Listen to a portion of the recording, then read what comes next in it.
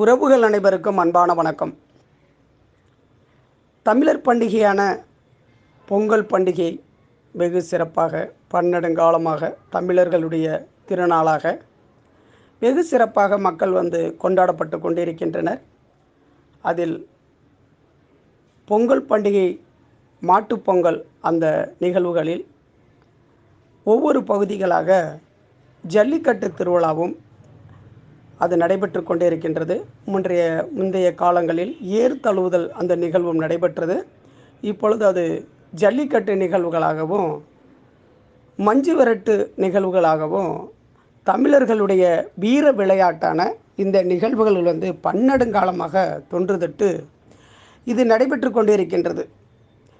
இதில் ஜாதிய பெயர்கள் ஜல்லிக்கட்டு விளையாட்டில் இருக்கக்கூடாது என்பதை அதை வலியுறுத்தி அதை நீதிமன்றங்கள் மூலமாகவும் அதை தடை செய்வதற்கான ஒரு நிகழ்வையை ஏற்படுத்தி இந்த வரலாற்று நிகழ்வுகளை அளிக்கும் விதமாக செயல்பட்டிருக்கிறாங்க. ஆனால் ஜாதி பெயர்கள் கல்வி நிலையங்களில் இருக்கலாம் என்பது அப்போது அந்த நீதிமன்றங்களுக்கும் இல்லை அரசுகளுக்கும் தெரியவில்லையா?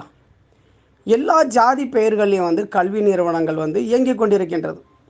இப்போ பாலமேடு ஜல்லிக்கட்டு போட்டியில் மட்டும் பாலமேடு ஜல்லிக்கட்டு போட்டியில் அந்த கிழக்கு தெரு தேவேந்திரகுல வேளாளர் சமூக உறவின் முறைக்கு பாத்தியப்பட்ட மஞ்சமலை கோயில் காளை என்கின்ற அடையாளத்துடன் அந்த காளை வாடிவாசலில் இருந்து அவிழ்த்து விடப்பட்டு வந்தது. அது பன்னெடுங்காலமாக பல ஆண்டுகளாக பல்வேறு ஜல்லிக்கட்டு போட்டிகள் காளைகள் அவிழ்த்து விடப்படும் பொழுது இந்த காளையினுடைய உரிமையாளர்கள் பெயர்களுடன் அவர்களோடது ஜாதி பெயர்களுடன் இணைத்து அதை மைக்கில் அது பேசப்பட்டு அதை கூறுவார்கள். அப்படித்தான் காலங்காலமாக செய்து கொண்டிருந்தார்கள், செய்து வந்தது. ஆனால் ஜல்லிக்கட்டு காளை உரிமையாளர்கள் பெயருக்கு பின்னால் உச்சரிக்கப்பட்டு வந்த ஜாதி பெயர்களை நிறுத்தப் போகிறோம் என்ற நோக்கத்தில் இன்றைக்கி வழக்கு தொடுத்து இந்த வழக்கறிஞர் மானகிரி செல்வகுமார் கூட அவர் இந்த வழக்கு தொடுத்து அவர் தெரிஞ்சு செஞ்சாரோ தெரியாமலை செஞ்சாலோ தெரியல. ஆனால் அதையும் இன்றைக்கி பார்த்தா இந்த பாலமேடு ஜல்லிக்கட்டு போட்டியில் நமது அடையாளத்தை அழிப்பதற்கு அவர் ஒரு இன்றைக்கி காரணகர்த்தாக இருக்கிறார்.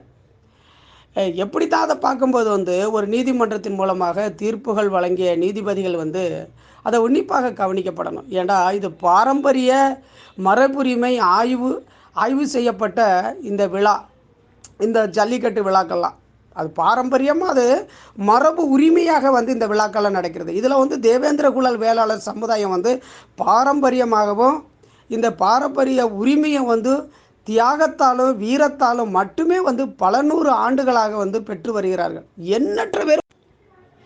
எண்ணற்ற பேர் உயிர் தியாகம் செய்திருக்கிறாங்க. இதில் பார்த்தீங்கன்னா சென்ற ஆண்டு கூட பாலமேட்டை சேர்ந்த அரவிந்தராஜு கூட உயிர் இழந்திருக்கிறார். இப்படி ஒவ்வொரு நபர்களும் இன்றைக்கி உயிர் தியாகம் செஞ்சு இந்த விளையாட்டுகளை காலங்காலமாக மரபு உரிமையாக அடையாளத்துடன் அந்த இதை அந்த விழாவை நடத்திக்கிட்டு வர்றாங்க. அப்படிப்பட்ட அந்த விழாக்களை அதை தடை செய்யும் நோக்கத்தில் இன்றைக்கி செய்து கொண்டிருக்கிறாங்க.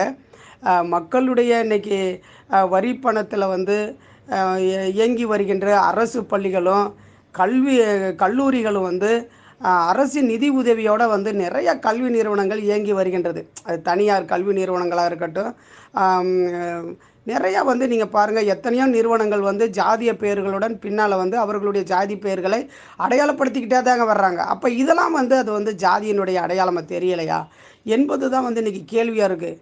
அங்கே கல்வி பயின்று வருகின்ற மாணவர்கள் அந்த ஜாதி அந்த மாணவர்கள் மத்தியில் தினமும் அந்த ஜாதிய பாகுபாடுகள் அந்த உருவாக்கப்படுதலை அந்த கல்வி அதாவது அரசு பள்ளிகளாக இருக்கட்டும் கல்லூரிகளாக இருக்கட்டும் நீங்கள் பாருங்கள் அதில் அந்த அவரவர்களுடைய ஜாதிகளை அடையாளப்படுத்தும் போது மட்டும் அப்போ ஜாதி அடையாளப்படுத்திக்கிட்டது மட்டும் யாருக்குமே தெரியலையா? இதற்கு தீர்வு வழங்கிய நீதிபதிகள் அதெல்லாம் உன்னிப்பாக கவனிக்க வேணாமா? அதற்கு நடவடிக்கை எடுக்கப்பட வேணாமா என்று இன்றைக்கி தேவேந்திர குல வேளாளர் மக்கள் பெரிதும் மன வேதனையான ஒரு கேள்விக்குறியாகவே இருக்குது.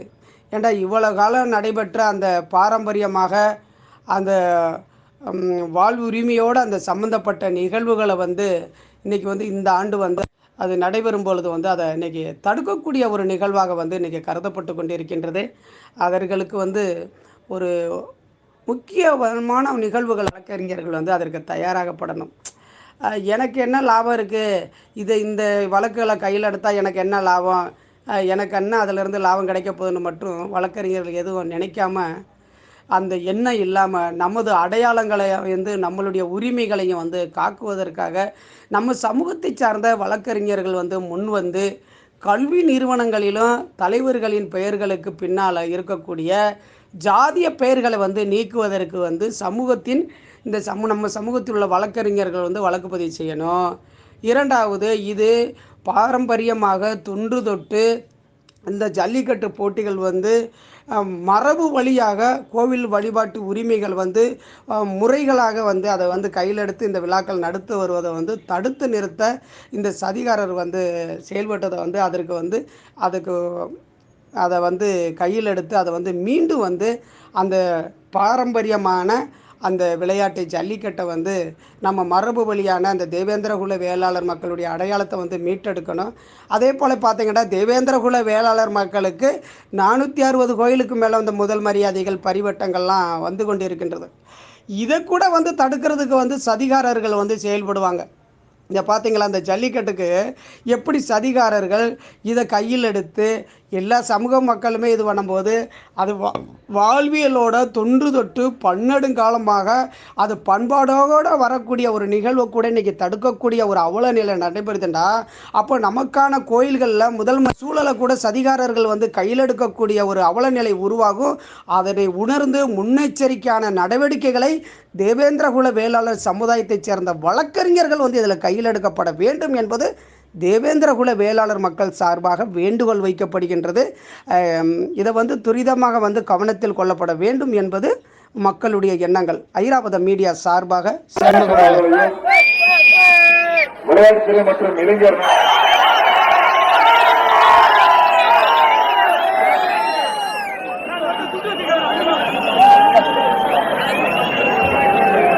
சார் வணக்கம் சார்.